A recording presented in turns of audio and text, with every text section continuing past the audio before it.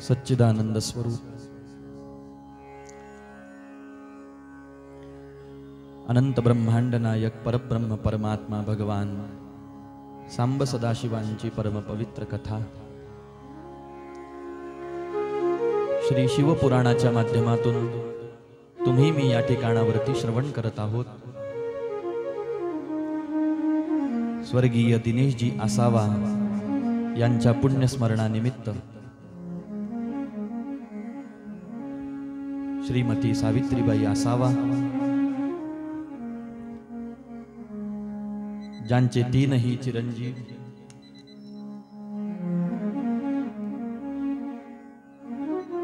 ज्यांच्या तीनही पुत्रवधू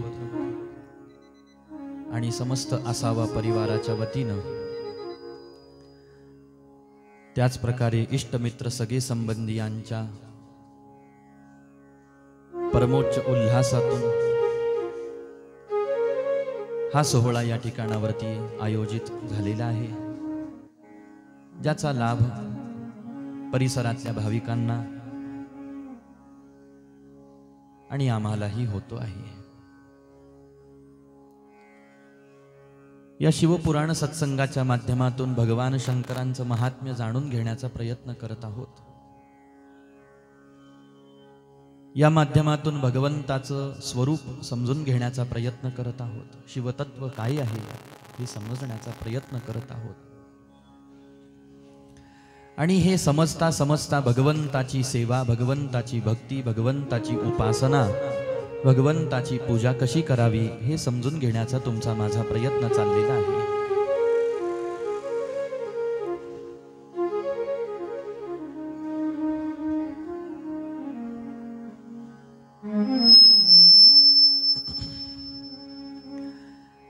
कालच्या उत्तर भागामध्ये आपण श्रवण करत होतो शिवलिंगाचे प्रकार,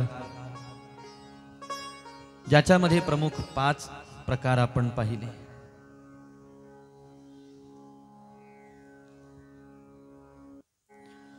स्वयंभू शिवलिंग आहे, प्रणवरूप शिवलिंग आहे, प्रतिष्ठित शिवलिंग आहे,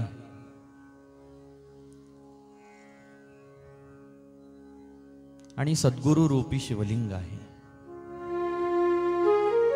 यानंतर शिवलिंगाच्या प्रकारामध्ये स्थावर शिवलिंग, जंगम शिवलिंगाचा प्रकार आपण पाहिला, ज्यामध्ये वृक्षलता वेली यांचं संगोपन संवर्धन ही सुद्धा शिवपूजाच मानली गेलेली आहे शिवपुराणानुसार। पशु पक्षी प्राण्यांचं संगोपन संवर्धन करणे, त्यांना चारा पाणी घालणे हे सुद्धा शिवपूजाच मानली गेलेली आहे। जशी आपण शिवपिंडीची आराधना उपासना पूजन करतो तसं यांचंही पूजन करायला सांगितलं। ते पूजन कसं असतं? कुणी म्हणेल यांचं पूजन कसं करायचं, त्यांनाही आसनावर बसवायचं का, त्यांचीही पाद्यपूजा करायची, त्यांनाही स्नान घालायचं का? तर तसं नसतं। पूजन म्हणजे काय?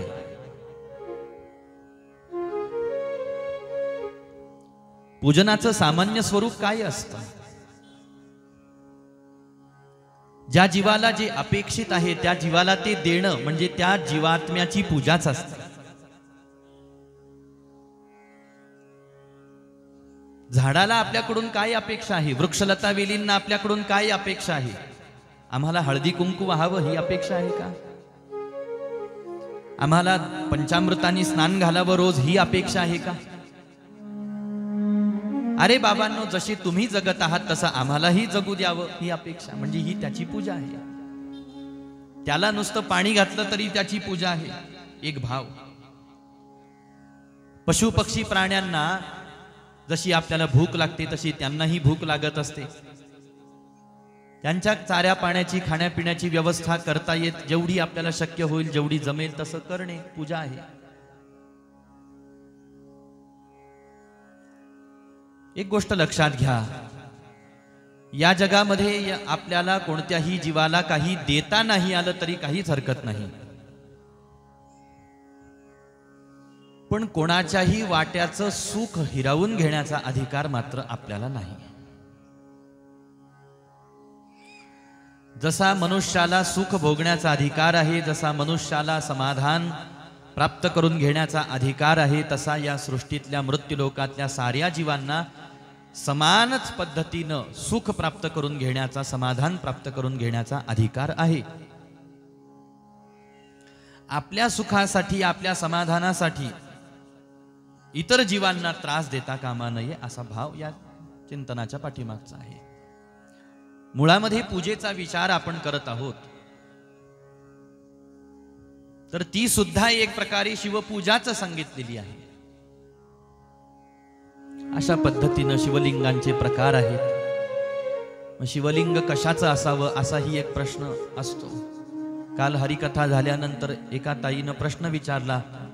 म्हटले, महाराज तुम्ही सांगितलं की पूजेमध्ये जर का 3 दिवस खंड पडला तर पुनर्प्राण प्रतिष्ठा करावी लागत असते, मग सुतकामध्ये तर पूजा करायला चालत नाही, मग कसं होत असतं? आणि अगदी योग्य प्रश्न आहे. ज्या वेळेला घरामध्ये अशौच असतं ते 2 प्रकारचं असतं. ज्या वेळेला घरामध्ये लेकरू जन्माला येतं त्याही वेळेला सुतक पाळलं जातं, आणि कोणीतरी घरामधलं मरण पावतं त्याही वेळेला सुतक पाळलं जातं. पण सुतक हा शब्द जो आहे, हा घरामध्ये एखाद्याचा मृत्यू झाला तर त्यावेळेला सुतक शब्द हा प्रचलित झालेला आहे.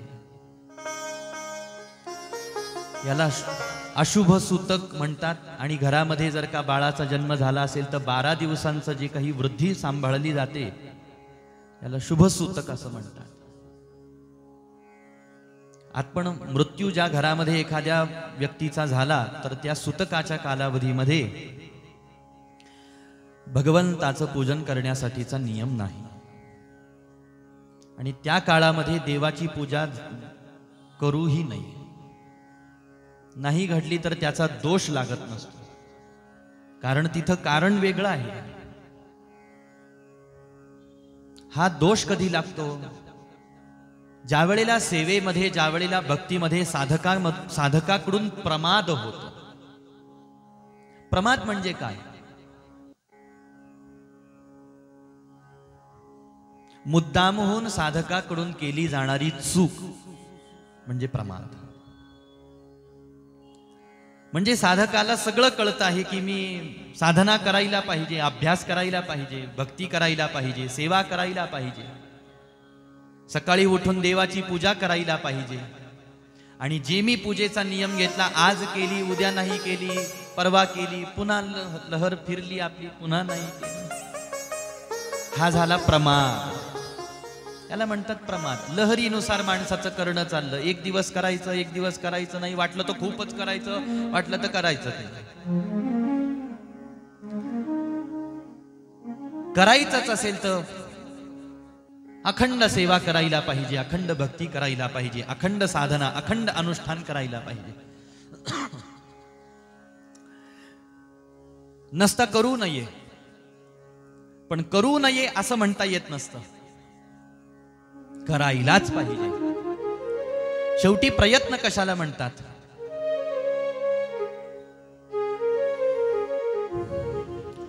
आणि प्रमाद कधी घडत असतो? कशातून घडत असतो प्रमाद? प्रमाद साधकाकडून घडण्याला कारण, सगळ्यात महत्वाचं कारण, मुख्य कारण म्हणजे आळस आहे. मनातून पुष्कळ करावं वाटतं.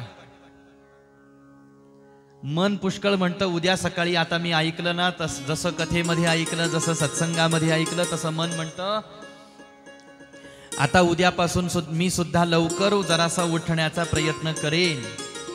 10ला उठत असेल तर जरा स्वतःला, मनाला थोडंसं लाजवेल की 10ला उठू नको बाबा, थोडं 8ला उठ. नको नको, 8ला पण नको.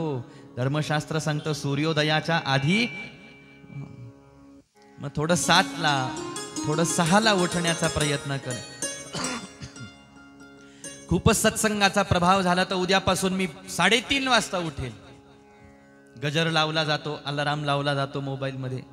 3:30 जास्त होतात का? थंडीचे दिवस येईल पुढं. आता गजर वाजतो. काही काही माणसांचा असं आहे 15-15 मिनिटाचा, काय म्हणतात त्याला, स्नूज. स्नूज, अलाराम स्नूज केला जातो. 3:30चा, 3:45चा, 4चा, 4:15, 4:30 असं करत करत शेवटी तो कंटाळून जातो महाराज, आणि आपण तसेच पांघरुणात.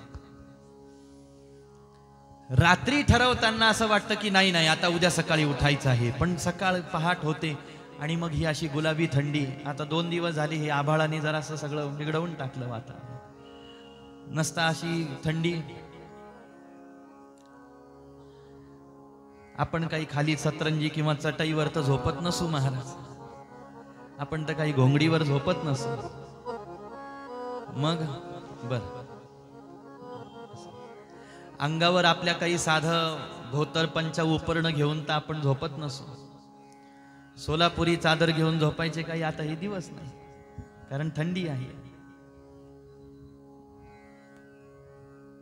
मग काहीतरी नरम, काहीतरी मऊ, काहीतरी जाड. मग पहाटेला अलाराम होतो त्यावेळेला मन म्हणतं नको आता थोडंसं आज जरा उशिरा उठू, आजच्या दिवस उद्या बघू. म्हणजे याला म्हणतात प्रमाण. हे इतर कोणत्याही सामान्य माणसाने केलं, असं आचरण केलं, वागलं तर काहीच हरकत नाही. पण ज्यांनी काही नियम घेतला, ज्यांनी काही सेवाव्रत घेतलं, ज्यांनी साधकीय वृत्ती अंगीकारलेली आहे, त्याला अशा पद्धतीनं हा प्रमाद आपल्या जीवनामध्ये कसा घडणार नाही याची काळजी घ्यायला सांगितली. कारण काय आहे, हे जे प्रयत्न आपल्याकडून घडतील महाराज, नुसतं पूजा करतो आपण तेवढ्या वेळ केलेली पूजा म्हणजेच पुण्य असतं असं नाही. त्याच्यासाठी पहाटे उठण्याचे कष्ट जे घेतले जातात ती सुद्धा सेवा आहे, ती सुद्धा पूजा ग्राह्य धरली जाते. कारण आपण निमित्त ठरवतो ना, मी कशासाठी उठतो आहे. उठावं वाटत नाही शरीराला, पण मला उठायचं आहे का, मला देवाची पूजा करायची. मग ते कळतं ना, ते भगवंताला कळतं ते सगळं. मला जप करायचा आहे, मला ध्यान करायचं आहे, असं सगळ्या गोष्टी असतात. म्हणून आळस ज्या वेळेला बळावतो त्यावेळेला प्रमाद घडतो. आळस कधी बळावतो, आळस कधी वाढतो, अनियमित ज्या वेळेला दिनचर्या चाललेली असते त्यावेळेला आळस हा बळावतो. म्हणजे ज्याच्यामध्ये उठण्याचा वेळ नाही, बसण्याचा वेळ नाही, बोलण्याचा वेळ नाही, झोपण्याचा वेळ नाही, खाण्यापिण्याचं बंधन नाही, सुमार नाही, याला म्हणतात अनियमित दिनचर्या.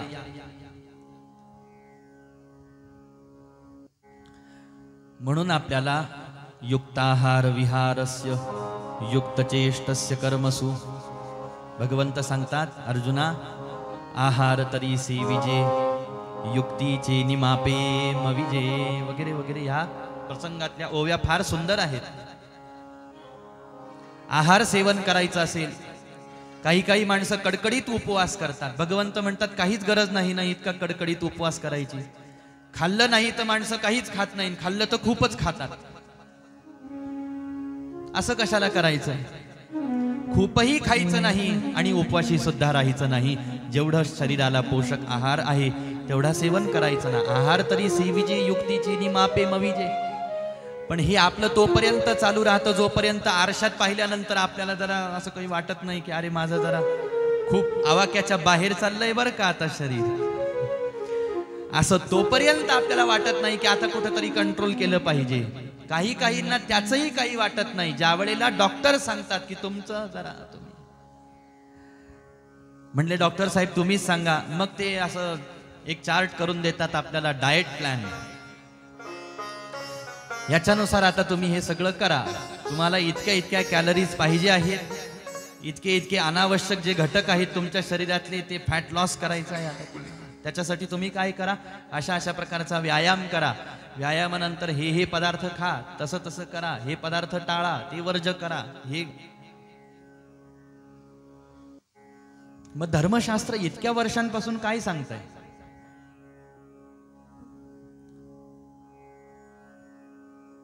हेच सांगताय सगळं.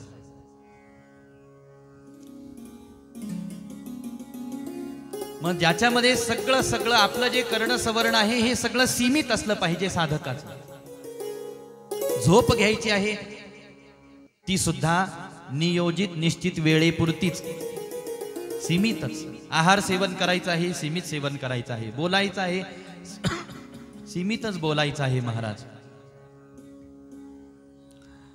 कर्म करायचं आहे आपल्याला, संसार कर्म, प्रपंच कर्म करायचं आहे, सीमित कर्म करायचं आहे. आणि हे सगळं सीमित सीमित सीमित एका मर्यादेपर्यंत, प्रत्येक गोष्टीची एक मर्यादा ठरवून द्यायची. बस तेवढ्या मर्यादेपर्यंत करायचं आणि तिथून पुढं मग स्वतःला सावध करायचं नाही. आता बस याच्या पुढं का?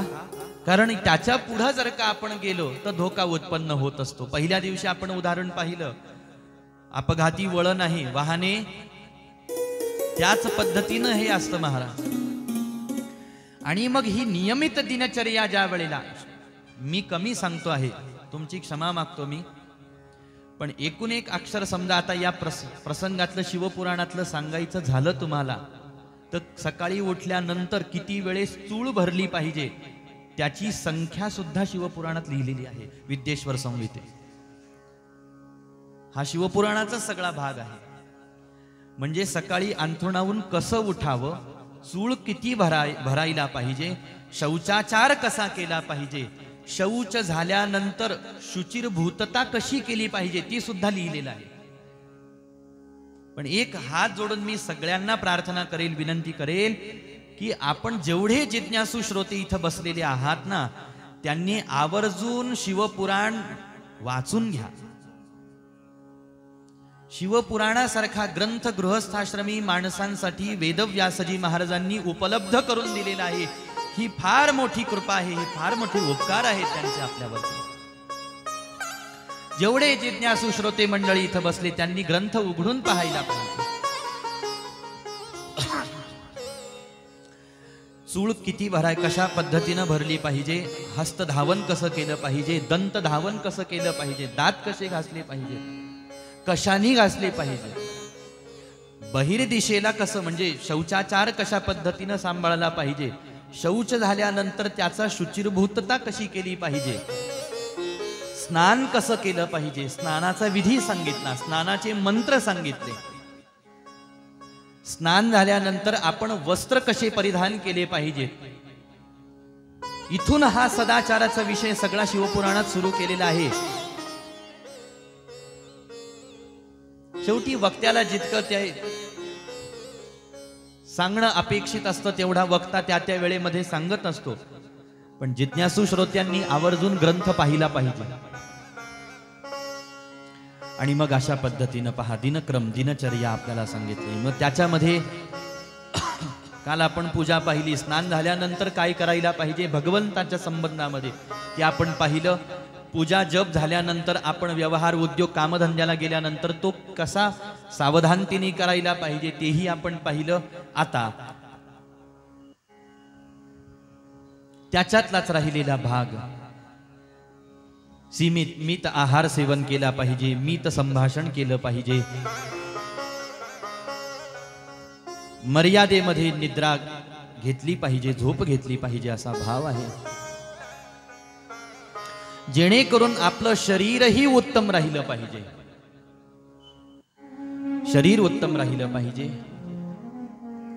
आणि मन आपलं प्रसन्न राहिलं पाहिजे. मन प्रसन्न का राहत नाही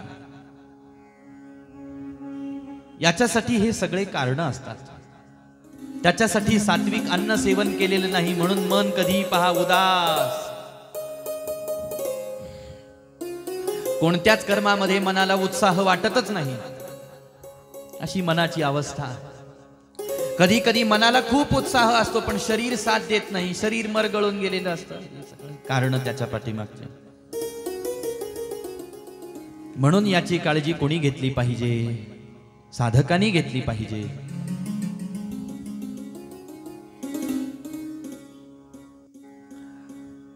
ज्याने भगवंताची सेवा करण्याचं व्रत घेतलेलं आहे त्यांनी याची काळजी घेतली पाहिजे. म्हणजे आळस उत्पन्न होत नाही, आळस उत्पन्न झाला नाही तर प्रमाद घडत नाही, प्रमाद घडला नाही तर अखंड सेवा घडत राहते. आणि अखंड सेवा घडत राहिली तर भगवंत लवकरात लवकर कृपावंत होत असतात.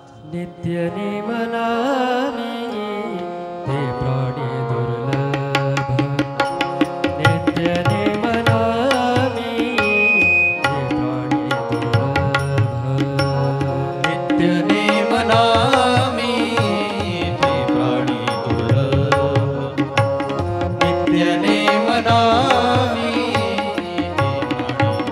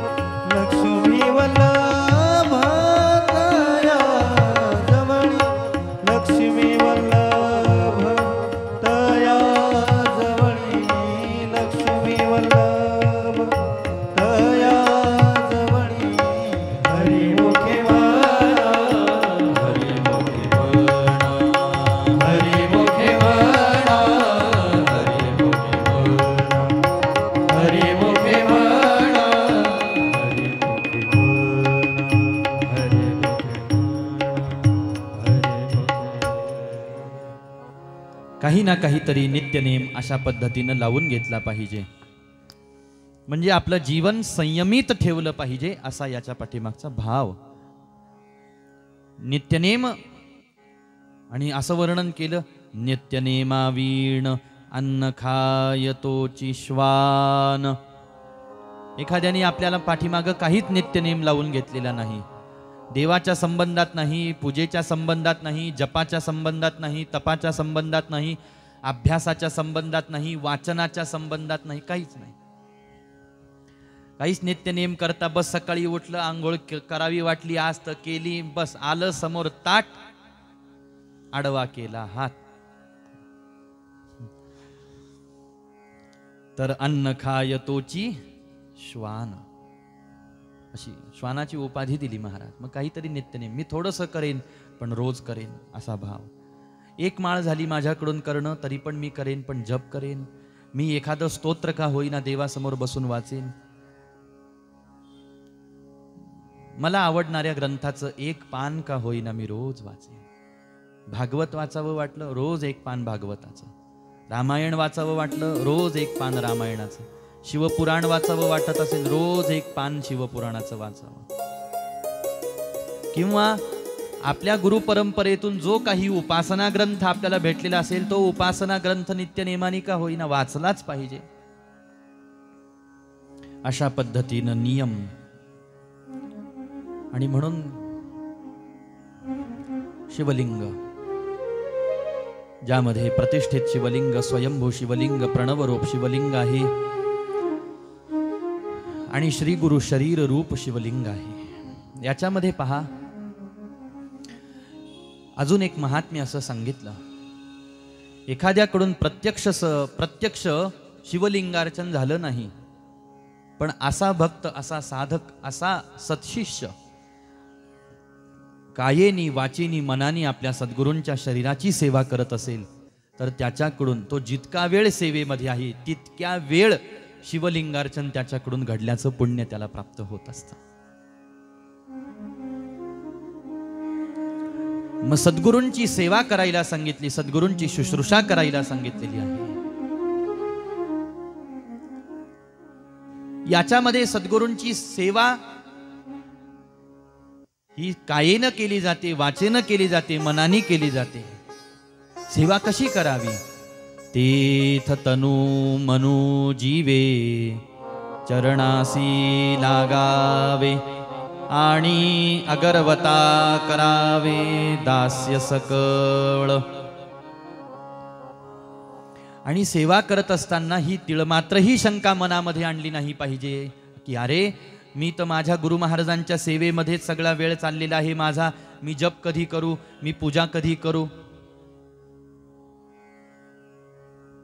जी सामान्य पूजा, जो सामान्य जप आपण दुसऱ्या आसनावर बसून करू महाराज, त्याच्यापेक्षा तर सर्वश्रेष्ठ सेवा, सर्वश्रेष्ठ पूजा ही सद्गुरूंची आहे.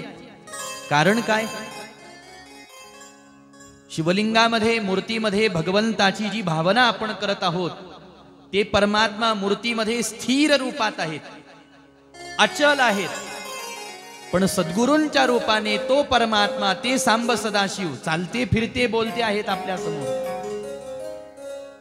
चालते बोलते भगवान शिव पाहिजे असतील तर सद्गुरूंकडे पाहावं महाराज. शिवांच्या शरीराला स्पर्श करायचा असेल तर गुरूंच्या शरीराला, चरणाला स्पर्श करावा. शिवनैवेद्य, शिव उष्टान्न मला प्राप्त झालं पाहिजे अशी भावना जर का असेल, की महादेवांचा स्पर्श झालेला प्रसाद मला भेटला पाहिजे, तर काय झालं पाहिजे? ज्या वेळेला आपले सद्गुरू प्रसाद घेऊन उठतात, त्यावेळेला त्यांच्या पात्रामध्ये जे उष्ट अन्न शिल्लक राहिलेलं असतं, ते उष्ट अन्न सेवन, ते उष्ट अन्न म्हणजे शिवनैवेद्य सांगितलेलं आहे, शिवनिर्माल्य सांगितलेलं आहे. आणि त्यातला उष्टान्नाचा प्रसाद आपण जर का सेवन केला तर अगणित पुण्य साधकाला प्राप्त होतं. शिवनैवेद्य भक्षण केल्याचं पुण्य प्राप्त होतं. आता शिवनैवेद्य शब्द आला म्हणून चालता चालता बऱ्याच भक्तांचा हा प्रश्न असतो की शिवनैवेद्य आम्ही ग्रहण करायला पाहिजे की नाही. त्यावेळेला उत्तर दिलेलं आहे शिवपुराणामध्ये की शिवनैवेद्य हा ग्रहण केला पाहिजे. आणि विशेषतः त्यांनी ग्रहण केला पाहिजे ज्यांनी शिवदीक्षा घेतलेली आहे, ज्यांनी शैव दीक्षा घेतलेली आहे. कोणी म्हणेल आता ही शिवदीक्षा काय असते, शैव दीक्षा काय असते? पहा, कोणत्याही देवतेचा उपासक असला, नारायणाचा उपासक असला तर तो शिवाची पूजा करू शकतो. शिवाचा पूजक असला तो नारायणाची पूजा करू शकतो, गणपतीची पूजा करू शकतो, जगदंबेची पूजा करू शकतो, हरकत काहीच नसते. पण काही काही भक्त अशी असतात ज्यांचा आपल्या आराध्य देवाप्रती तीव्र भाव असतो की मला ह्याच देवाची आता निष्ठेनं जीवनभर पूजा करायची आहे. मग अशा भक्तांनी त्या देवतेची दीक्षा त्या परंपरेतल्या साधू महात्म्याकडून घेतली पाहिजे असं सांगितलं. म्हणून याच्यामध्ये शिवदीक्षा हा प्रकार वर्णन केलेला आहे की ज्यांनी शिवदीक्षा घेतली, मग आता ते शिवदास झाले, शिवभक्त झाले, त्यांनी तिथून पुढं आता न चुकता काटेकोरपणाने हे जे ग्रंथामध्ये वर्णन केलेलं आहे ना, त्याच पद्धतीनं आनंदाने शिवसेवा करायला पाहिजे असं सांगितलं.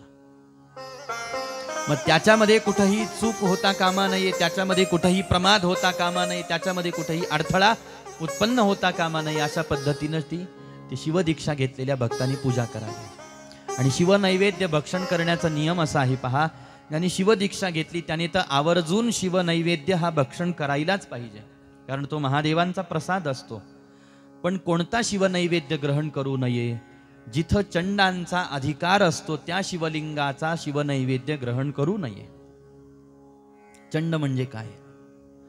जिथं भूत पिशाच निवास करतात, महादेवांच्या जवळ जिथं भूत पिशाच निवास करतात त्या ठिकाणावरचा शिवनैवेद्य ग्रहण करण्याची परवानगी ही आपल्याला नाही. सामान्य सर्वसामान्य माणसाला, सर्वसामान्य प्रापंचिकाला, सांसारिकाला तो शिवनैवेद्य ग्रहण करण्याची परवानगी नाही. म्हणून जिथं चंडांचा अधिकार आहे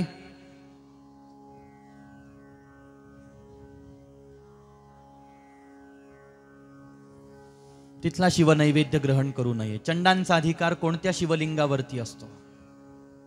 चंड म्हणजे भूत पिशाचांचा अधिकार, की एकदा ते महादेवाला अर्पण केलं तर ते वापस आपण घ्यायचं नाही. ते कुणाचं असतं? ते चंडांचं असतं, म्हणजे ते शिवगणांचं असतं, ते भूत पिशाचादिकांचं असतं. त्याचा स्वीकार तेच करतील. ते जर आपण ग्रहण केलं तर अपराध होतो, केलेली पूजा सगळी असं. मग कुठं कुठं भूत पिशाचादिकांचा अधिकार आहे?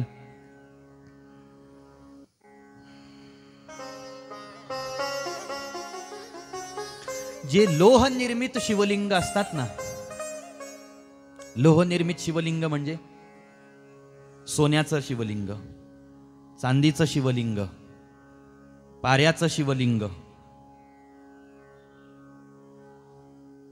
हे सगळे लोह निर्मित शिवलिंग आहेत.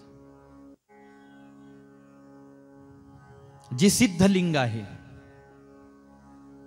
याचा अर्थ असा आहे की जे कोणीतरी सिद्धांनी आपल्या हाताने स्थापन केलेलं आहे. ज्या शिवलिंगाची पूजा करून कोणत्या तरी सिद्धाला महान सिद्धी प्राप्त झालेली आहे असं शिवलिंग, त्याला सिद्धलिंग म्हणतात. आणि स्वयंभू शिवलिंग, हे जेवढे शिवलिंग आता आपण ऐकले, या शिवलिंगांवरती चंडांचा अधिकार नसतो. जे स्वयंभू शिवलिंग आहे तिथं जे शिवनैवेद्य अर्पण केला जातो तो आपण ग्रहण करू शकतो. जे सिद्धांनी स्थापन केलेला आहे त्याला स्पर्श झालेला जो शिवनैवेद्य तो आपण ग्रहण करू शकतो. जे धातू, लोहनिर्मित धातूचं शिवलिंग आहे, सोनं, चांदी, पारद, ते आपण ग्रहण करू शकतो. अजून याच्या पुढचा एक नियम असा सांगितला की जो मनुष्य शिवलिंगाला विधीपूर्वक स्नान घालतो आणि महादेवावर अर्पण केलेल्या त्या जलाने 3 वेळेला आचमन करतो, त्याची कायिक, वाचिक आणि मानसिक अशा 3ही प्रकारचे पाप तात्काळ नाहीसे होतात असं सांगितलेलं आहे. म्हणून भगवान शंकरांना अर्पण केलेलं जे पान असतं, भगवान शंकरांना अर्पण केलेलं जे फूल आहे, जे फळ आहे, जे पाणी आहे, एखाद्या वेळेला एखाद्या ठिकाणावरती ते पदार्थ अग्राह्य मानले म्हणजे घेण्याजोगे नाहीत अशी परिस्थिती आहे. आणि तरी सुद्धा ते आपल्याला घ्यायचे असतील तर मग ते घेण्याचा अधिकार कसा प्राप्त होतो? मग सांगितलं की ते शिवलिंगावर अर्पण केलेलं जे पदार्थ आहेत ते सगळे पान, फूल, फळ, पाणी ते घ्यावं आणि शालिग्राम शिळेला त्याचा स्पर्श करावा, तर ते मग आपल्या घेण्याजोगं होतं. शालिग्राम शिला काय असते? जसं शिवलिंग असतं तसं शालिग्राम असतं, फक्त त्याला कोणत्याही प्रकारचा विशिष्ट आकार नसतो. आणि हे शालिग्राम कुणाच्या संबंधामध्ये पूजेसाठी वापरतात? हे नारायणांच्या संबंधामध्ये. मग त्याच्यामध्ये विष्णू आले, मग नारायणांचे अवतार, राम, कृष्ण इत्यादी अवतार हे शालिग्राम शिलेमध्ये ग्राह्य धरले जातात. आणि मग तो शिवलिंगावरचा जो शिवनैवेद्य आहे तो शालिग्राम शिलेला स्पर्श त्याचा झाल्यानंतर तो आपल्याला सेवन करण्यासाठी ग्राह्य होतो असं सांगितलेलं आहे. विषय आला म्हणून काय चाललेलं होतं आपलं?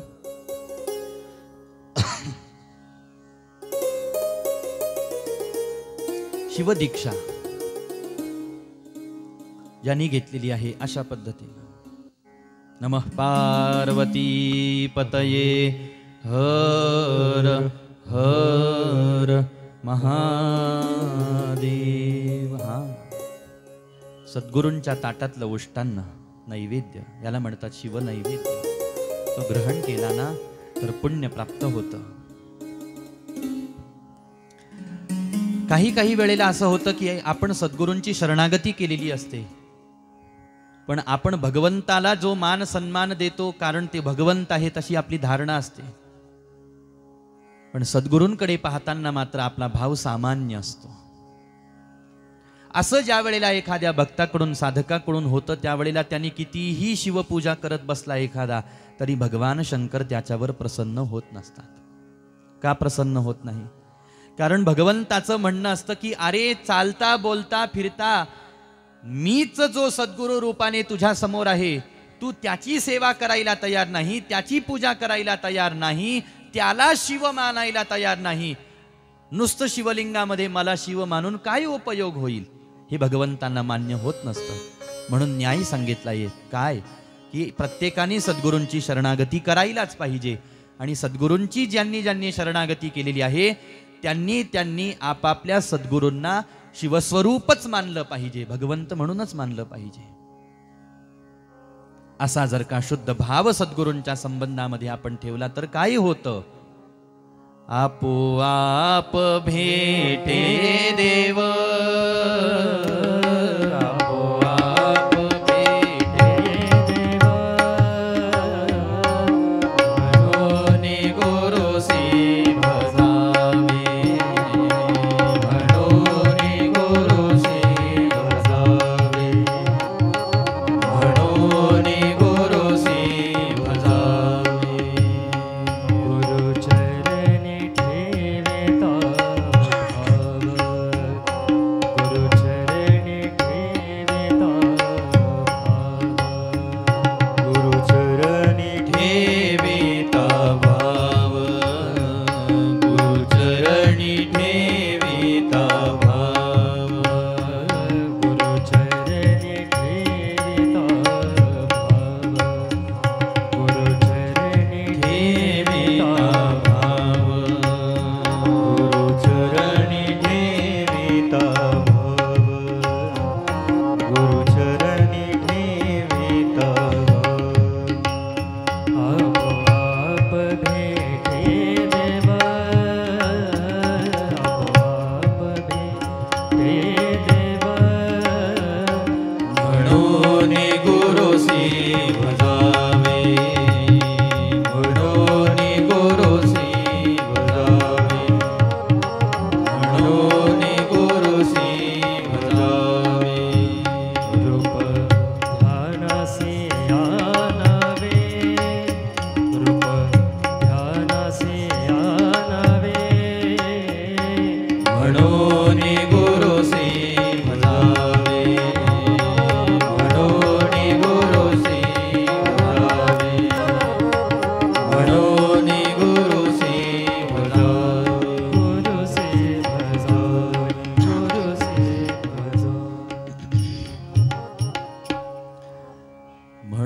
म्हणून गुरुसी भजावे रूप ध्यानासी आणावे म्हणून गुरुसी भजावे. कशासाठी? की त्या सद्गुरूंची शिवरूपाने आपण आराधना उपासना भक्ती सेवा केल्याचा परिणाम भगवंत सहज प्रसन्न होतात, आपोआप प्रसन्न होतात. कारण ती भगवंताचीच मूर्ती आहे. म्हणून तेथ तनु मनु जीवे चरणासी लागावे आणि अगरवता करावे दास्य सकळ. दास्य भाव ठेवला पाहिजे, सेवा भाव ठेवला पाहिजे सद्गुरूंच्या संबंधामध्ये. नसता एका बाजूला भगवंताची सेवा भरपूर चाललेली आहे, खूप चाललेली आहे, रोज चाललेली आहे, पण सद्गुरूंकडे साधकाचं दुर्लक्ष जर का एखाद्या वेळेला झालं तर भगवान शिवांनाही जरासा संकोच वाटायला लागतो. आणि ज्या भगवंताला आपल्याला प्रसन्न करायचं आहे त्याला संकोचामध्ये कधी भक्तांनी पाडायचं नसतं. आपल्यामुळे आपला जो देव आहे, आपले जे आराध्य आहे, त्यांना कधीच संकोच वाटला नाही पाहिजे.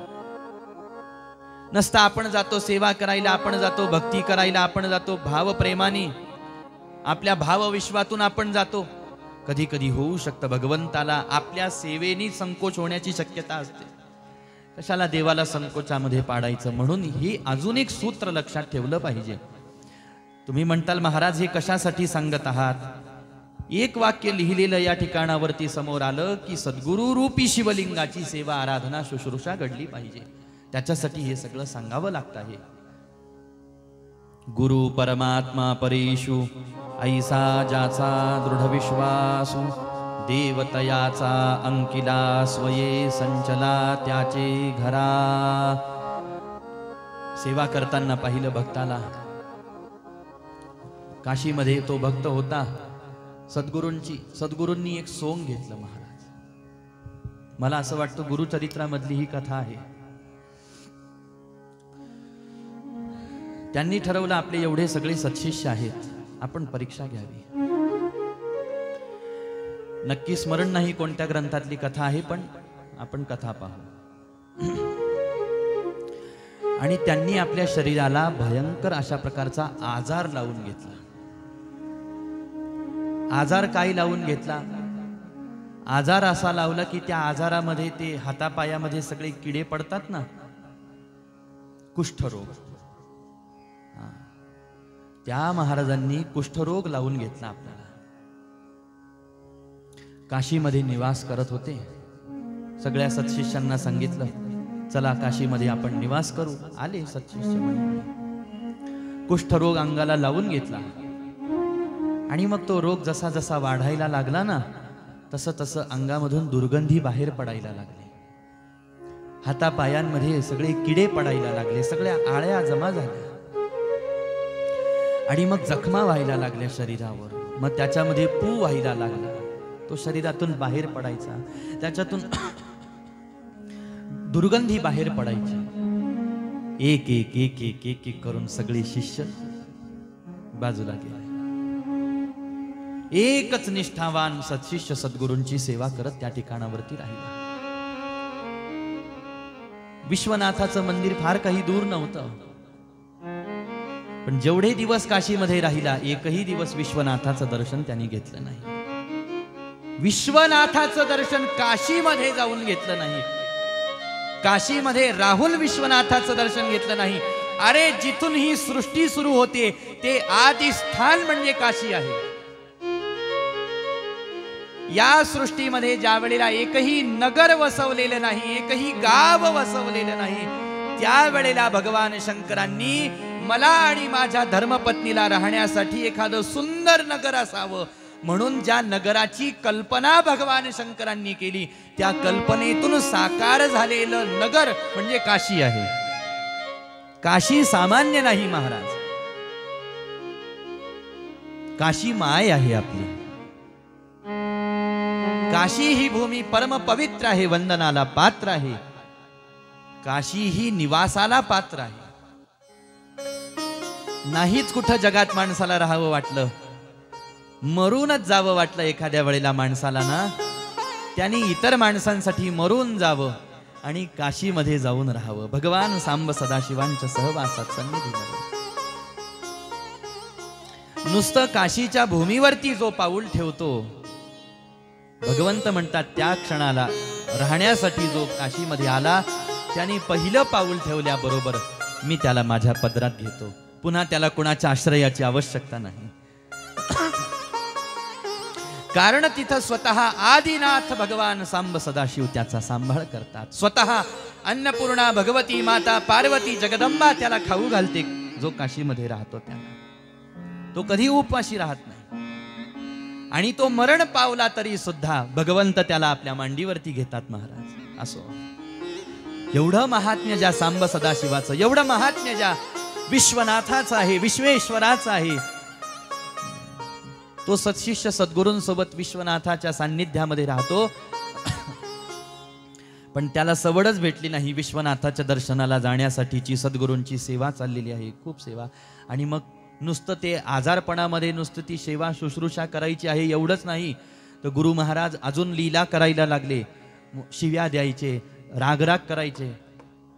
सत्शिष्याच्या लक्षात आलं गुरु महाराजांचं दुखतंय, गुरु महाराजांना बरं वाटत नाही, म्हणून राग अनावर होतो. आजारी माणसाचा राग अनावर होतो, चिडचिड होते. मग तो सेवा करणाऱ्याला सुद्धा शिव्या दिल्या जातात, मारलं जातं. तसं करायचं. तो काही त्यांनी भिक्षांना मागून आणलं ना गुरु महाराजांकडे, महाराज हे खा म्हणून असं खाऊ घालायला लागला की गुरु महाराज त्याला लाथ मारून, हात मारून ते अन्न सगळं पसरवून द्यायचे. तो पुन्हा गुरु महाराजांसाठी भिक्षांना मागून आणायचा, खाऊ घालायचा. ही सगळी सेवा. सेवा करता करता करता करता करता करता सद्गुरू तर एकही दिवस गोड शब्दांनी बोलले नाहीत, पण एक दिवस सेवा करत होता तर पाठीमागून कोणीतरी मला आवाज देत आहे हे लक्षात आलं. म्हणून पाठीमागं वळून पाहिलं तर साक्षात स्वतः भगवान सांब सदाशिव लख प्रकाश आपल्या पाठीशी पडलेला आहे. दैदिप्यमान तेज माझ्या पाठीशी झळाळत आहे. कोण आहे? म्हणून त्या तेजामध्ये जरासं दृष्टी आपली नजर पक्की करत करत साधक सत्शिष्य ज्या वेळेला पाहिला लागला, कोण आहे हा लख प्रकाश, हे तेज कुणाचं आहे? पाहतो तर काय सुंदर जटाभार दिसायला लागला. पाठीवरती साऱ्या जटा रुळत आहेत, रुद्राक्षांच्या माळा गुंडाळलेल्या दिसायला लागल्या. आणि त्या तेज प्रकाशातून हळुवार अशी लखलखणारी चंद्रकोर दिसायला लागली. भुजंग दिसायला लागला, गजचर्म दिसायला लागलं, पांढऱ्या रंगाचं भस्म अंगावर धारण केलेलं आहे हे दिसायला लागलं. आणि मग विश्वाला मोहित करणाऱ्या त्या अलौकिक भगवान शंकरांच्या मुखाचं दर्शन प्राप्त व्हायला. पाहता पाहता नारायण वैकुंठातून उपस्थित झाले. पाहता पाहता ब्रह्मलोकातून ब्रह्मदेव उपस्थित झाले. आणि इकडं गुरु महाराजांकडे वळून पाहतो तर काय, गुरु महाराजही स्वस्थ चित्त होऊन उठून बसलेले. ही परीक्षा पाहिली महाराज. सामान्यतः श्रद्धाभाव सामान्य पद्धतीनं सगळ्यांचाच असतो. मग तो सगळ्या संतांच्या बद्दल असतो, आपल्या सद्गुरूंच्या संबंधामध्ये असतो.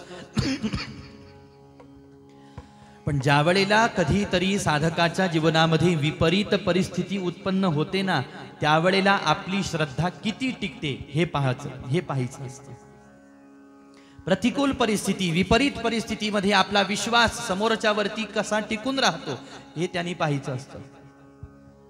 आणि जी श्रद्धा, जो विश्वास आपला टिकून राहतो महाराज, अहो सामान्यांवरती, आपला संत नसलेल्यावरती सुद्धा, संत म्हणून आपण विश्वास ठेवला, श्रद्धा ठेवली ना, तरी ती श्रद्धा आपल्याला फल देते, आपल्याला पुण्य प्रदान करते. आता विचार करा, जर प्रत्यक्ष शिवस्वरूप सद्गुरूंवरती आपण श्रद्धा ठेवली, आपण विश्वास ठेवला, तर किती मोठा लाभ आपल्याला प्राप्त होईल. गुरु तोची शिव गुरु तोची शिव गुरु तो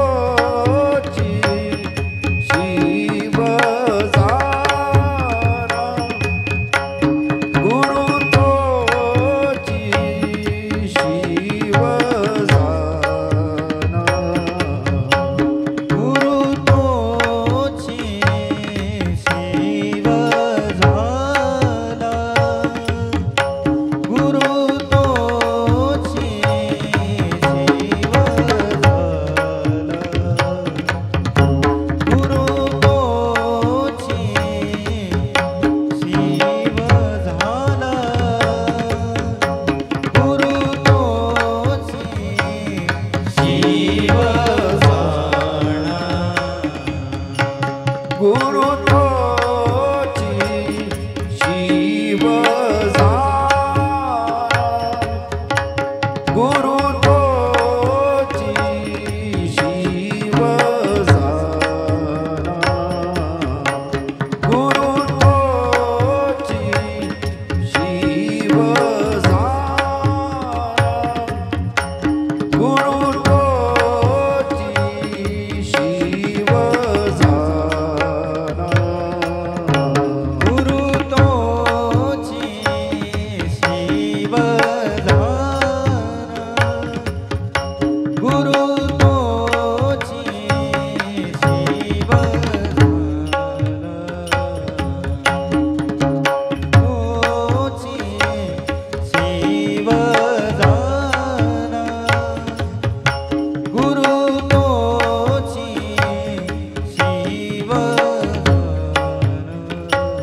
शिव तोची गुरु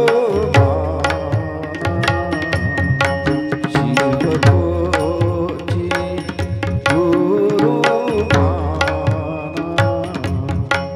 गुरु तोची शिव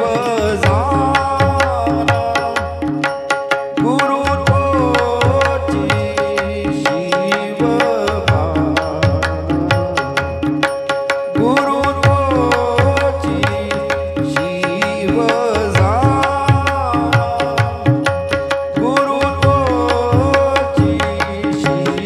शिव शिव तोची शिव तोची गुरु शिव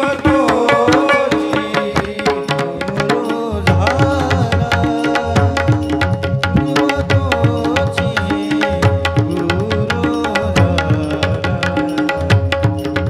गुरु तोची शिव गुरु तोची शिव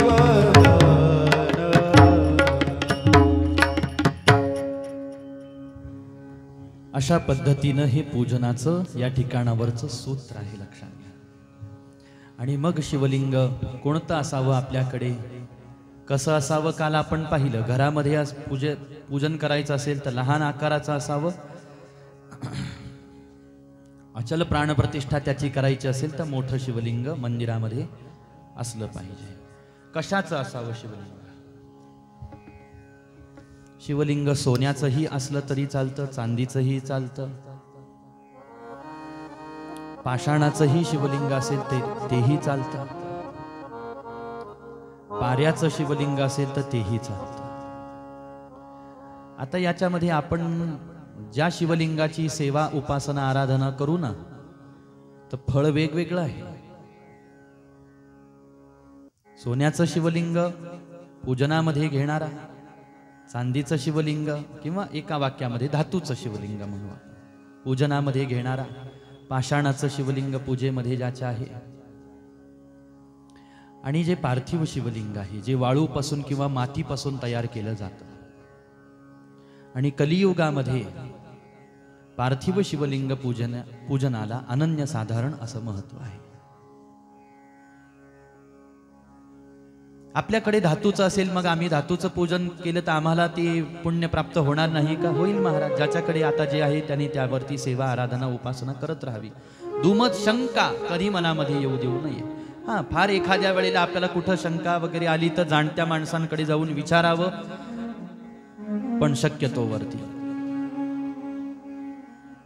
अजून एक गोष्ट अशी आहे, आपण जर गुरु शरणागत असू ना तर गुरु प्रेरित साधना अनुष्ठान आपण करायला पाहिजे, असंही एक आहे. म्हणून पार्थिव शिवलिंग ज्याला कृतकृत्य व्हायचं आहे, मनोकामना ज्याला पूर्ण करायच्या आहेत आपल्या, त्याच्यासाठी पार्थिव शिवलिंग पूजनाचा विधान या प्रसंगामध्ये आता सांगितलं. मग सुंदर अशा प्रकारची माती आणायला सांगितली. कोणत्या वर्णातल्या व्यक्तीनं कोणत्या रंगाची मातीनं शिवलिंग तयार करावं तेही सांगितलंय. मी तेवढं सांगणार नाही, कारण पुढं असंही वाक्य लिहिलंय की ज्याला जी माती शक्य होईल त्याने ती माती ग्रहण केली, त्याच्यापासून लिंग तयार केलं तरी चालतं. म्हणून सरळ चांगल्या जागेवरची शुद्ध माती आपण गोळा करून आणावी, ती वस्त्राने त्या ठिकाणी बारीक गाळून घ्यावी किंवा चाळणीनं गाळून घ्यावी आणि मग त्याच्यामध्ये गंगाजल शिंपडावं. गंगाजलाने ती माती शुचिरभूत पवित्र करून घ्यावी. आता पार्थिव शिवलिंग करण्याचा एक वैदिक विधान आहे. त्याच्यामध्ये माती आणण्याचा मंत्र, माती शुद्ध करण्याचा मंत्र, मातीमध्ये पाणी टाकून कालवण्याचा मंत्र, त्याच्यापासून शिवलिंग घडवताना कोणता मंत्र गावा तो मंत्र, आणि मग तिथून पुढे प्रतिष्ठापनेचा विधी सांगितलेला आहे. आपल्याला तेवढं जर का शक्य झालं नाही वैदिक मंत्रांनी शिवलिंग तयार करणं तर काही हरकत नाही. पण आपण माती आणावी, ती गंगाजलाने शुचिरभूत करावी, शुद्ध करावी, त्याच्यामध्ये पाणी टाकून ती कालवावी आणि मग त्याच्यापासून लिंगाचा आकार त्या मातीला द्यावा. मग किती शिवलिंग आपण करायला पाहिजे? एक केलं तरी चालतं का? म्हटले रोज एक शिवलिंग करून त्याची पूजा करायची, पुन्हा ते विसर्जित करायचं, असं केलं तरी चालतं. असं पूजन करणारी होती घुष्मा नावाची भक्त. आपल्याला येईल पुढे श्रवणामध्ये 12 ज्योतिर्लिंगांच्या कथा आपण ऐकू. त्यावेळेला ती रोज असं करायची. रोज एक मातीचं शिवलिंग घडवायची, त्याची पूजा करायची, पुन्हा ते सरोवरामध्ये विसर्जित करून टाकायची. तिच्या भक्तीला भुलून जो शिव इथं येऊन बसला, शिवालय म्हणतात या क्षेत्राला. आता शहराचे नाव कालांतराने बदलत बदलत गेले. शिवालय म्हणजे घृष्णेश्वर ज्योतिर्लिंग.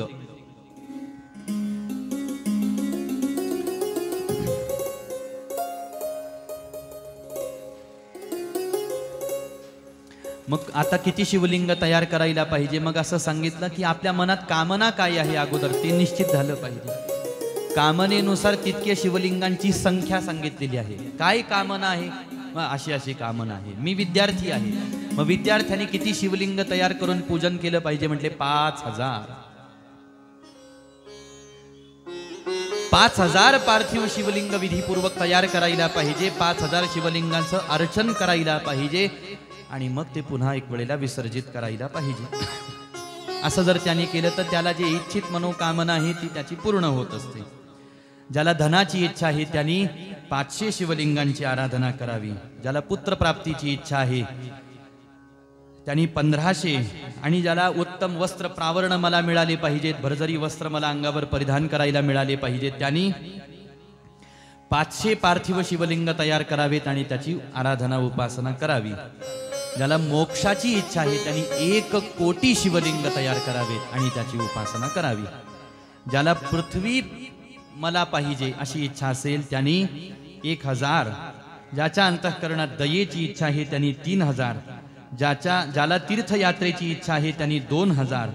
ज्याला असं वाटतं की मला सुंदर मित्र भेटला पाहिजे, विश्वासू मित्र मला भेटला पाहिजे, मित्राची इच्छा असणाऱ्यांनी 3000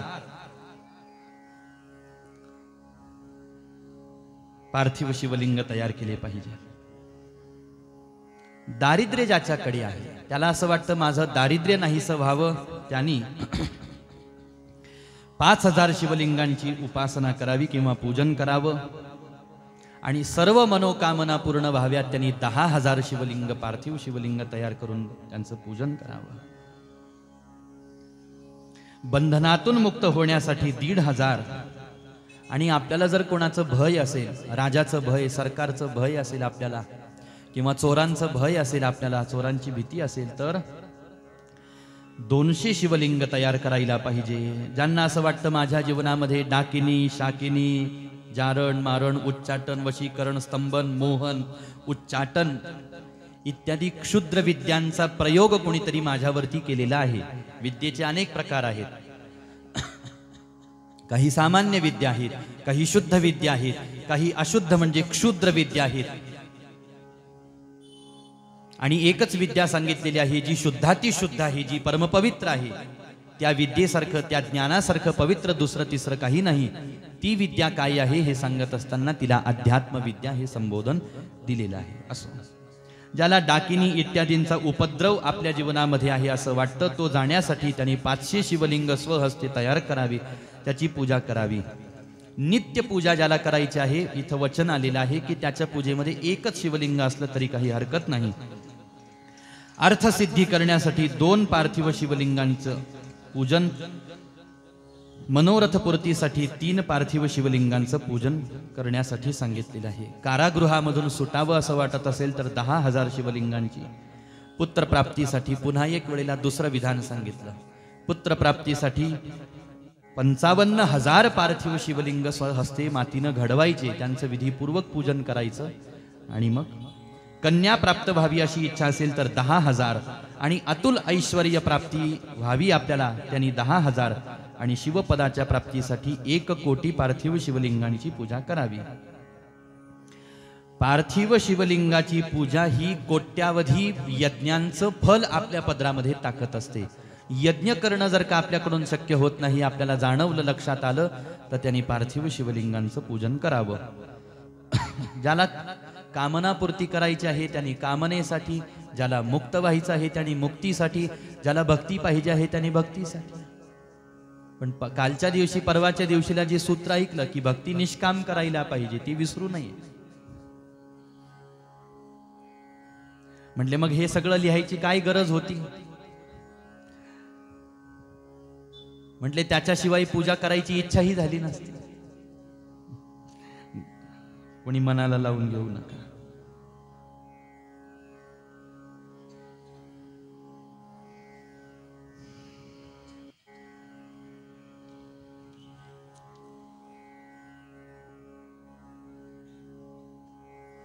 कामनेचा विषय आला म्हणून पहा बरं का. आता हे झालं पार्थिव शिवलिंगांचं.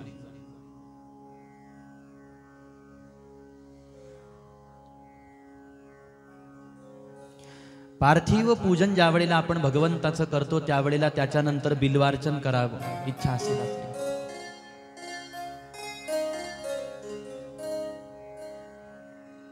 एक बिल्वार्चन अर्पण केलं तरी चालतं, 11 केले तरी, 21 केले तरी, 51 केले तरी, 108 बिल्वार्चन केलं तरी चालतं. सहस्त्र बिल्वार्चन केलं तर अतिउत्तम आहे महाराज. नारायणाची पूजा केली की तुलसी अर्चन करावं, महादेवांची पूजा केली की बिल्वार्चन करावं. अर्चनाचे खूप प्रकार आहेत. सामान्य ही आपली सगळी पूजा करून झाली की मग ज्याला वाटेल त्यांनी बिल्वार्चन करावं, नसता पुष्पार्चन करावं. पुष्पार्चनामध्ये मग सगळ्या प्रकारची जी फुलं असतात, मग गुलाबाच्या फुलाचं अर्चन असतं, चमेलीच्या फुलाचं अर्चन असतं, मोगऱ्याच्या फुलाचं अर्चन असतं, जाई जुईंच्या फुलाचं अर्चन असतं, कण्हेरीच्या फुलांचं अर्चन असतं, पांढऱ्या जास्वंदाच्या फुलांचं अर्चन असतं, अक्षदांचं अर्चन असतं, तिळांचं अर्चन असतं, तिळ असतात ना काळे तीळ, तिळांचं अर्चन असतं, अजून कमळाच्या फुलांचं अर्चन असतं. असं जर का आपण अर्चन केलं तर काय होतं बुवा, आम्हाला तेही सांगून चला, मग चालता चालता तेही ऐकू. ज्यांना धनप्राप्तीची इच्छा आहे त्यांनी कमळ म्हणजे कमळाचं अर्चन, बिल्वार्चन, शतपत्रांचं अर्चन आणि शंखपुष्प. मला असं वाटतं शंखपुष्प म्हणजे गोकर्णाच्या फुलाला शंखपुष्प म्हणत असतील. त्याचा शोध लावून घ्या, माहित ज्यांना, जे जिज्ञासू आहेत ज्यांना माहिती आहे त्यांनी. ठीक आहे. कारण कसं आहे, कधी कधी ग्रंथातले शब्द ते त्या काळातले बरेच शब्द असतात, आता नावं बदलत गेली बऱ्याच गोष्टींची.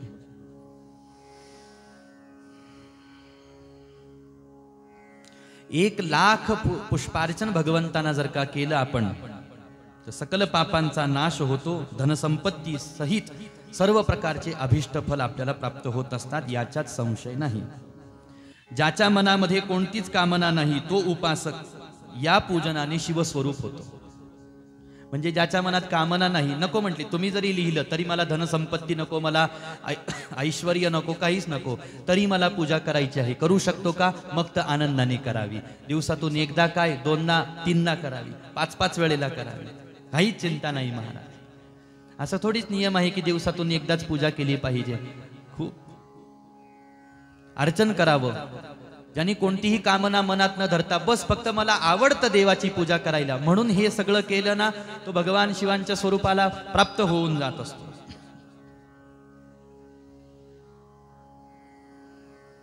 कारागृहातून सुटण्यासाठी 1,00,000 कमळ पुष्पांचं अर्चन भगवंतांना केलं पाहिजे.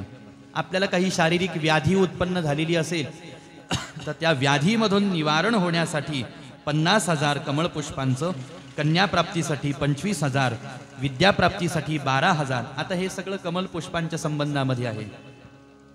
वाहनादी प्राप्तीसाठी 1,000, सर्व कार्यांमध्ये यश प्राप्त होण्यासाठी 10 लाख, मोक्ष प्राप्तीसाठी 5 कोटी.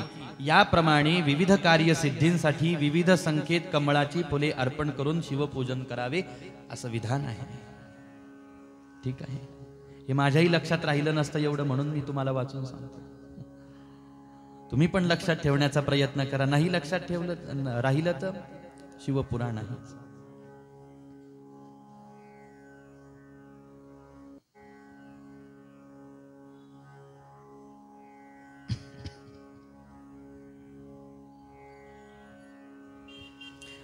आता हे झालं फुलांचं.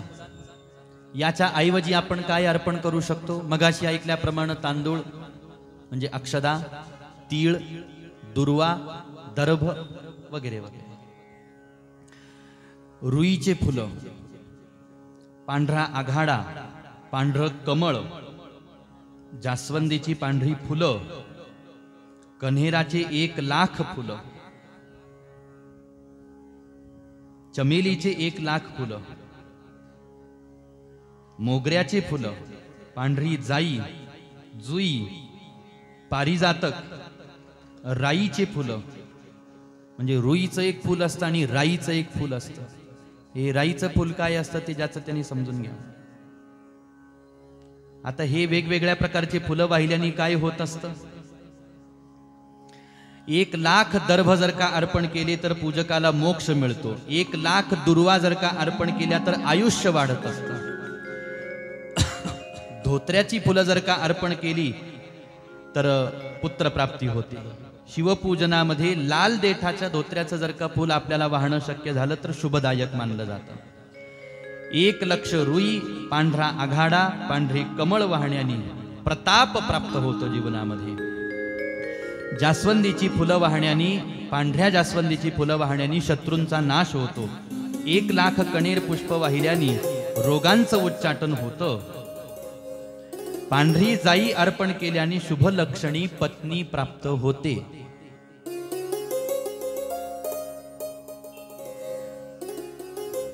याच्यामध्ये जाई पण आली आणि मोगरा पण आला बरं का, ज्याला शुभ लक्षणी पत्नी प्राप्त करून घ्यायची. जुईचे फुलं जर का आपण वाहिले तर घरामध्ये कधीही अन्नाची कमतरता राहत नसते, अन्नधान्याची.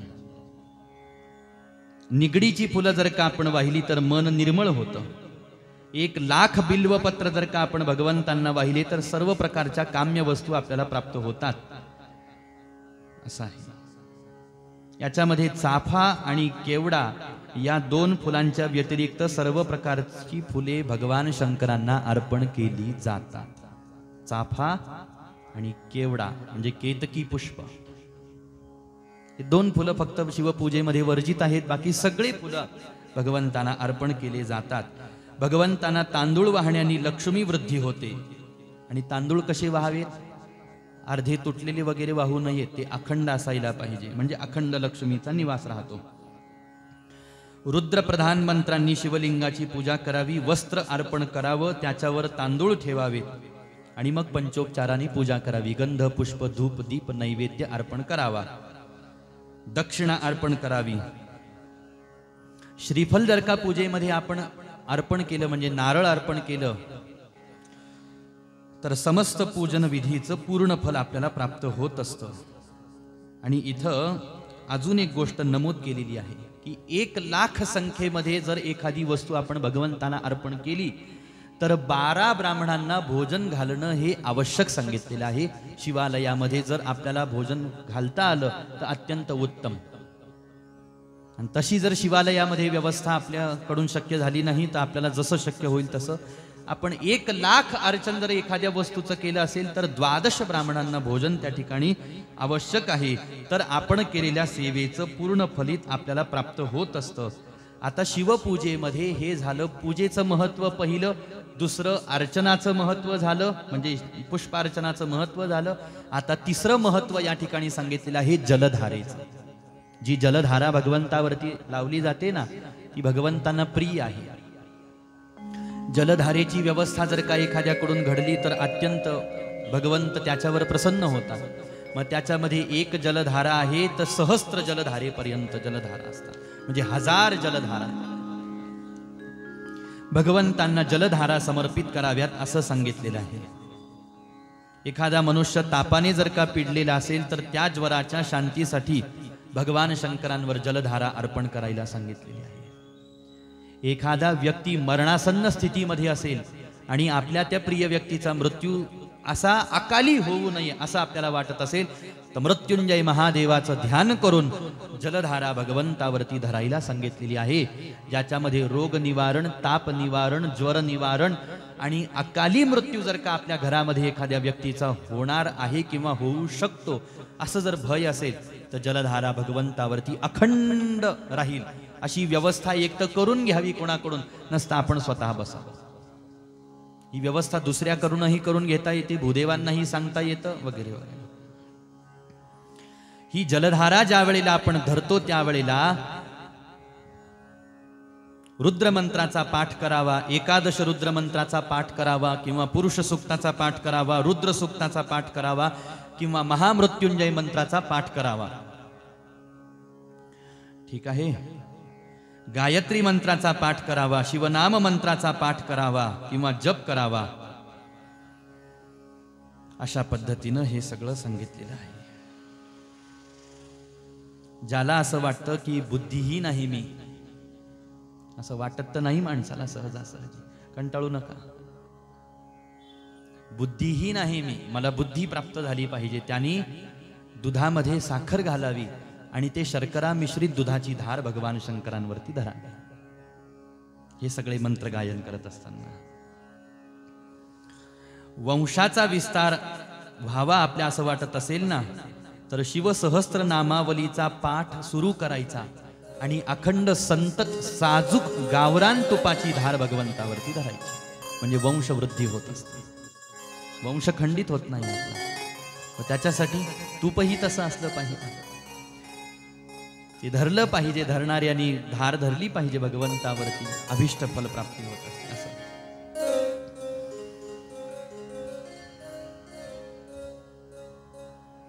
या अशा पद्धतीनं जलधारा अर्पण केल्यानंतर सुद्धा 12 ब्राह्मणांना भोजन देण्याचं विधान आहे बरं का, ते लक्षात ठेवलं पाहिजे. असं जर का शर्करा मिश्रित दुग्धधारा अर्पण केली तर बृहस्पती समान बुद्धी प्राप्त होते. बृहस्पती हे देवतांचे गुरु आहेत आणि बुद्धीमध्ये बृहस्पतीं समान कोणी नाही असं सांगितलं जातं. एवढे बुद्धिमान आहेत बृहस्पती.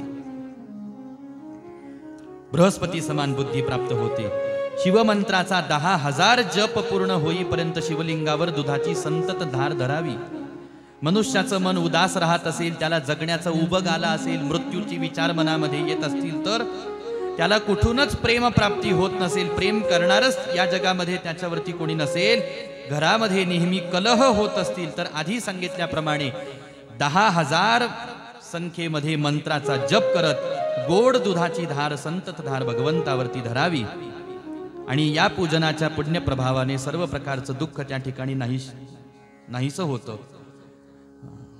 सुगंधी तेल सुद्धा, सुगंधी तेलाची धार जर का भगवंतावरती आपण धारण केली ना उत्तम भोग प्राप्त होतात. राईचं तेल जर का आपण वापरलं तर शत्रूंचा नाश होतो आणि मधाची धार जर का भगवंतावरती आपण वापरली तर जर एखाद्याला क्षयरोगाची बाधा झालेली असेल तर तो क्षयरोग नाहीसा होतो. कशाने? मधाची धार. उसाचा रस आनंद प्राप्तीसाठी आणि गंगाजल हे भोग आणि मोक्षाच्या प्राप्तीसाठी आहे. आता एवढ्या ज्या ज्या धारा सांगितलेल्या आहेत त्या धारा अर्पण करत असताना मृत्युंजय मंत्राचा 10,000 जप करायला पाहिजे आणि 11 ब्राह्मणांना किंवा 12 ब्राह्मणांना भोजन दान केलं पाहिजे. किती जप महामृत्युंजयाचा? किती जप? 10,000. हे झाला सगळा हा पूजन विधी. सूतजी महाराज 88,000 शौनक आदी ऋषींना सांगतात. ठीक. हे कुणासाठी? ज्यांना मनोकामना आहे त्यांच्यासाठी हे विशेष पूजेचं विधान आहे. आणि ज्यांना मनोकामना नाही, मनामध्ये अंतःकरणामध्ये पण नित्यनेमाने शिवपूजन घडावं, त्यांनी काल सांगितल्याप्रमाणे पंचोपचाराने षोडशोपचाराने पूजन करायला पाहिजे. पूजेनंतर काय करावं हा प्रश्न आला. म्हणजे काय करायचं असतं? महादेवाला विसर्जित करायचं, निघायचं. असं सांगितलं की पूजन झाल्यानंतर भगवंताच्या मंत्राचा जप प्रत्येकाकडून घडला पाहिजे, तर पूजा पूर्ण होते. जप किती झाला पाहिजे? रोज सकाळी 10,000, संध्याकाळी 10,000.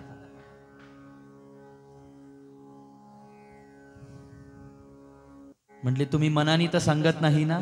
अजिबात नाही बर का. अशी शंका मनामध्ये येऊ देऊ नका. नित्यप्रती पूजनानंतर सकाळी 10,000, संध्याकाळी 10,000. म्हटले एवढा शक्य होऊ शकत नाही आमच्याकडून. म्हटले मग सकाळी 1,000, संध्याकाळी 1,000. जप कशाचा करावा? 2 मंत्रांचा जप प्रामुख्याने सांगितलेला आहे. एक फक्त ओंकाराचा जप सांगितलेला आहे. 10,000 रोज ओम या अक्षराचा 10,000 जप करायचा 2 वेळेला. नाही शक्य झालं तर 1,000 वेळेला. ज्याला असं वाटलं नाही मला नुसतंच ओम या मंत्राचा जप करायची इच्छा नाही किंवा मानसिकता नाही, मग त्याने ओम नमः शिवाय या मंत्राचा जप करावा. बऱ्याच प्रसंगामध्ये असंही वर्णन आलेलं आहे. पहा, ओम नमः शिवाय हा ओंकारात्मक जो भगवंताचा जो षडाक्षरी मंत्र आहे, हा मंत्र सुद्धा सगळ्या ठिकाणी, सगळ्या जागेवर, सगळ्या परिस्थितीमध्ये गायन करता येऊ शकत नाही. कारण हा मंत्र गायन करण्यासाठी आपण शुचिर्भूत अवस्थेमध्ये असणं आवश्यक आहे. कारण हा बीजमंत्र आहे, ओम नमः शिवाय. मग त्याऐवजी आम्ही कोणता मंत्र आम्हाला सोपा जाऊ शकतो? मग नमः शिवाय हा पंचाक्षरी मंत्र जप करावा.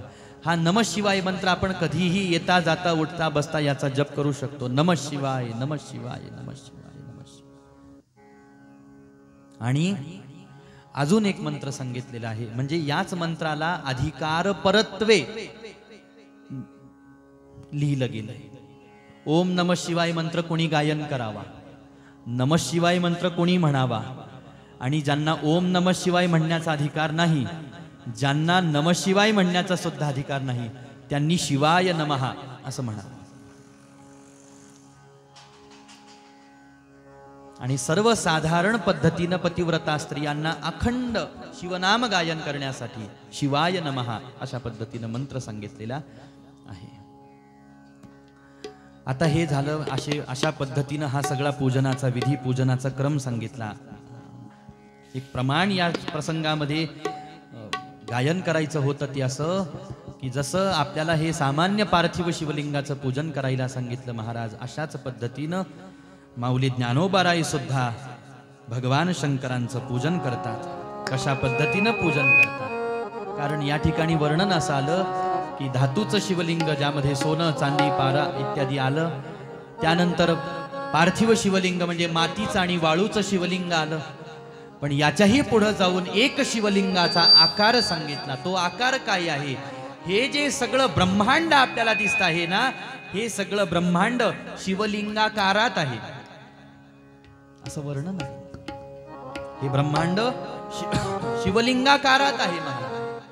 आणि ज्ञानोबारायांसारख्या महात्म्यांना ज्या वेळेला शिवपूजन करायचं असतं त्यावेळेला ते कसे करतात? स्वर्ग जयाची साळुंखा, स्वर्ग जयाची साळुंखा, स्वर्ग जयाची साळुंखा, स्वर्ग जयाची साळुंखा,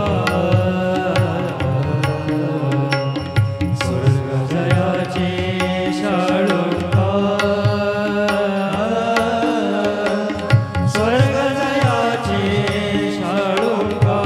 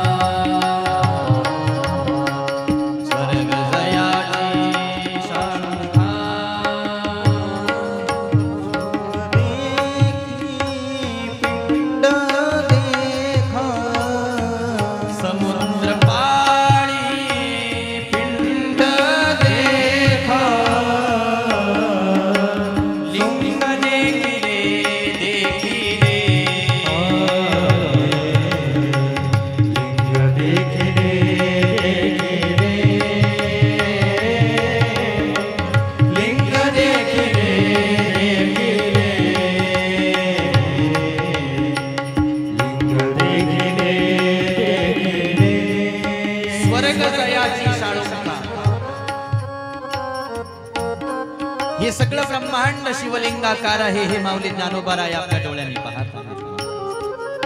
ते धातूचं शिवलिंग घडवत नाही, त्यांनी मातीचं वाळूचं शिवलिंग तयार केलं नाही. मग ह्या समस्त ब्रह्मांडालाच शिवलिंगाच्या रूपामध्ये त्यांनी पाहिलं, ज्याच्यामध्ये स्वर्ग ही त्याची शाळुंका आहे. शाळुंका म्हणजे काय?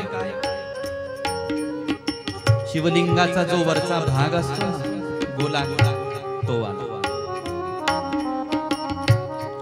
आणि दुसऱ्या अर्थाने तिथपर्यंत जणू काही ही शाळुंका पसरलेली आहे. समुद्र पाळी पिंड देखा आणि शेषा सारखी बैसका जो आधार तिही लोका. आणि असा हा माझा सांब सदाशिव या तीनही लोकांना आधार होऊन बसलेला आहे. असं ते लिंग लिंग देखिले देखिले लिंग देखिले देखिले लिंग देखिले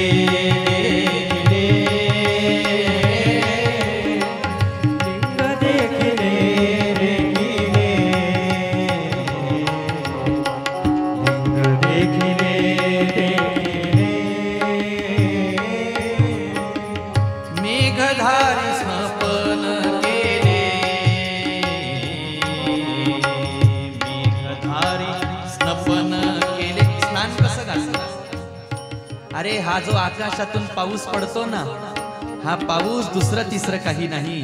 या पावसाच्या माध्यमातून मी माझ्या भगवान शंकरांना स्नान घालतो.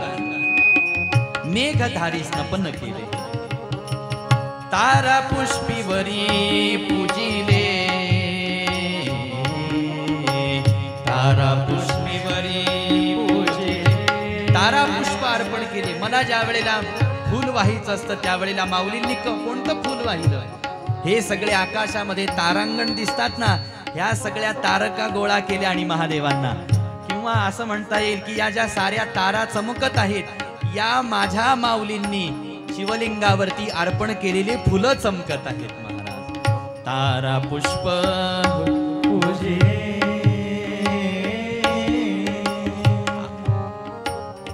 मला ज्या वेळेला फळ व्हायचं असतं त्यावेळेला चंद्रफळ जावाही रे, चंद्रफळ जावाही रे. हा जो सूर्य, हा जो चंद्र आहे ना, हा चंद्र म्हणजे माऊलींनी महादेवांसाठी अर्पण केलेलं फळ आहे.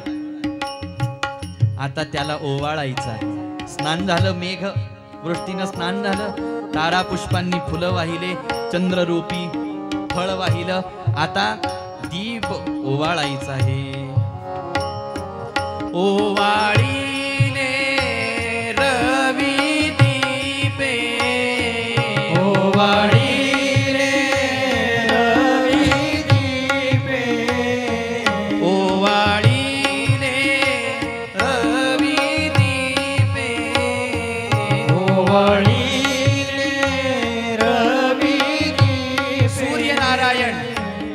हा सूर्यनारायण दुसरं तिसरं काही नाही. माझ्या भगवान शंकरांना ओवाळण्यासाठी लावलेली प्रज्वलित केलेली ही ज्योत आहे. रवी दीपे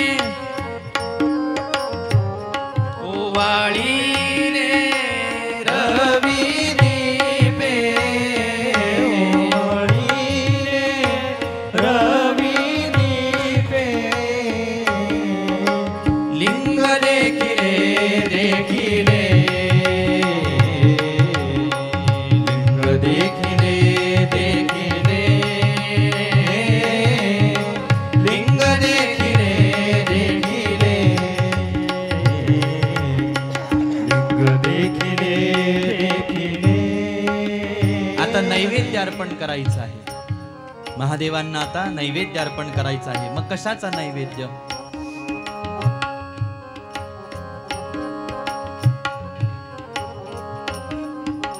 आत्मनैवेद्य समर्पिले, आत्मनैवेद्य समर्पिले, आत्मनैवेद्य समर्पिले,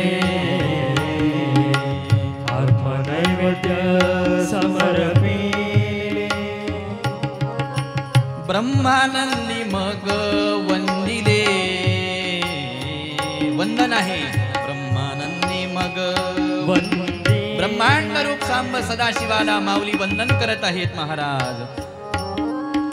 ब्रह्मानंदी मग वंदिले,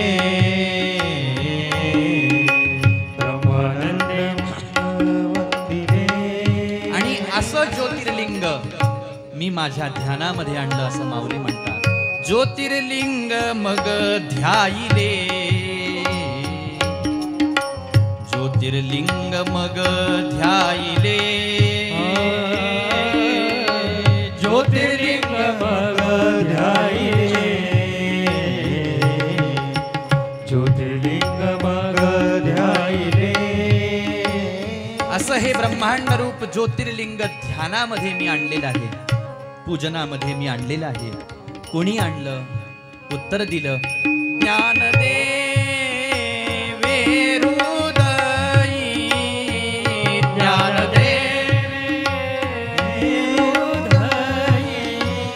कैवल्य साम्राज्य चक्रवर्ती महावैष्णव साधकांची माऊली, योगियांचे योगी महावैष्णव माऊली ज्ञानोबाराय आपल्या हृदयामध्ये हे शिवपूजन. ज्ञानदेवे हृदयी, ज्ञानदेवे हृदयी, लिंग देखिले देखिले, लिंग देखिले, देखिले, लिंग देखिले, देखिले, लिंग देखिले, देखिले. त्रिहि त्रिभुवनी विस्तारले, त्रिहि त्रिभुवनी विस्तारले, लिंग देखिले देखिले, लिंग देखिले, देखिले, लिंग देखिले, देखिले, लिंग देखिले, देखिले.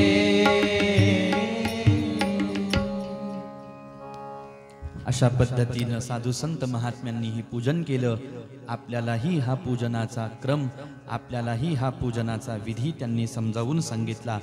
ज्याच्यामध्ये शिवलिंग तयार करणे एक भाग आला, धातूचं शिवलिंग तयार करणे दुसरा भाग आला, मातीचं शिवलिंग तयार करणे तिसरा भाग आला. कुठलंही शिवलिंग जरी आपल्याकडे असलं तरी सुद्धा त्याची विधीपूर्वक प्रतिष्ठा करून पूजन करणे चौथा भाग आला. पूजन झाल्यानंतर जप करणे पाचवा भाग आला. त्यानंतर अर्चन करायचं असेल तर पुष्पार्चन, बिल्वार्चन आपण करू शकतो, हा अर्चनाचा यानंतरचा भाग आला. अशा पद्धतीनं महादेवांचं विस्ताराने पूजन सांगितलेलं आहे. आणि अजून एक याच्यामध्ये गंमत अशी आहे की महादेव हे पूजनाने प्रसन्न होतात, सांब सदाशिव हे पूजनाने प्रसन्न होतात. म्हणून एवढं सगळं शिवपुराणामध्ये पूजेचं विधान वर्णन करून सांगितलेलं आहे, जेणेकरून अशा प्रकारची उत्तम पूजा जरी सहज एखाद्याकडून घडली तरी महादेव प्रसन्न होते. त्याला वनात जायची गरज नाही, त्याला शरीराला कष्ट देण्याची गरज नाही, काहीच नाही. त्याला घरदार सोडून, धर्मपत्नी पतिराज लेकर बाळ सोडून कुठंच जाईल. अशा पद्धतीनं ज्यांच्याकडून पूजन घडतं भगवंताची प्रसन्नता त्यांना प्राप्त होते. आता यानंतर भगवंतांना काय आवडतं असा प्रश्न विचारला. त्याचं उत्तर कसं देतात सूतजी महाराज 88,000 शौनकांना ते आपण पाहू काही वेळाच्या विश्रांती नंतर. या ठिकाणावरती देऊ पहिल्या सत्राला पूर्ण विराम. नमः पार्वती पतये हर हर महा